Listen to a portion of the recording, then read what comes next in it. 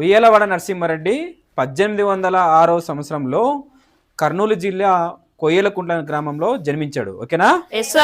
ఇతను పాలేగార్ల కుటుంబానికి చెందినవాడు. ఓకేనా?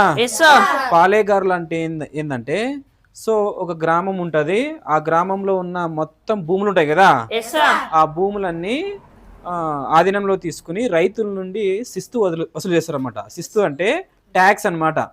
ఓకేనా? ఆ ట్యాక్స్ ను వసూలు చేసి బ్రిటిష్ వాళ్ళకి చెల్లిస్తుంటారు ఈ పాలేగారులు. ఓకేనా?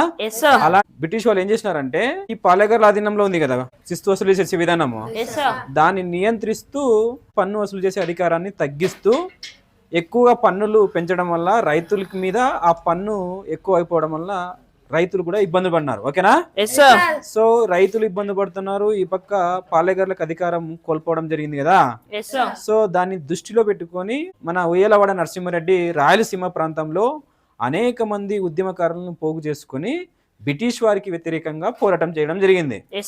ఓకేనా? సో బ్రిటిష్ వారి పైన పోరాటం చేసే క్రమంలోనే గెరిల్లా యుద్ధం నేర్చుకుని గెరిల్లా యుద్ధం ద్వారా ఈ బ్రిటిష్ వాళ్ళని ఎదుర్కొంటూ రావడం జరిగింది. ఓకేనా? సో 1846 సంవత్సరంలో బ్రిటిష్ వారికి వ్యతిరేకంగా బ్రిటిష్ అధికారుల పైన బ్రిటిష్ సైన్యం పైన ఉయ్యాలవాడ నరసింహారెడ్డి అటాక్ చేయడం జరిగింది. ఓకేనా? సో అప్పుడు బ్రిటిష్ అధికారులు ఏం చేశారంటే ఉయ్యాలవాడ నరసింహారెడ్డిని 1847 సంవత్సరంలో పట్టుకొని బ్రిటిష్ వాళ్ళు ఉరి తీయడం జరిగింది. ఓకేనా? ఉరి తీయడంతో పాటు ఇతని యొక్క తలకైని కోట ఉంటది కదా, కోటకు వేలాడదీశారు. ఎందుకు అంటే ఇలాంటి చర్యకి ఎవరైనా పాల్పడితే ఇలాంటిదే జరుగుతుందని చెప్పేసి భయభ్రాంతికి గురి చేసిన ఉద్దేశంతో ప్రజలకి ఒక భయంకరమైనటువంటి సిచ్యువేషన్ కల్పించాలనే ఉద్దేశంతో బ్రిటిష్ వాళ్ళు ఏం చేసినారు, మనకి అతని యొక్క తలకైని కోటకి వేలాడదీయడం జరిగింది. అవునా?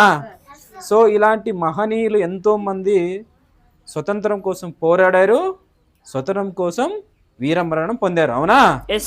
స్వతంత్ర సమర యోధులు స్ఫూర్తిని గాని మనం తెలుసుకోవాల్సిన బాధ్యత ప్రతి ఒక్కరి మీద ఉంది. అవునా కదా?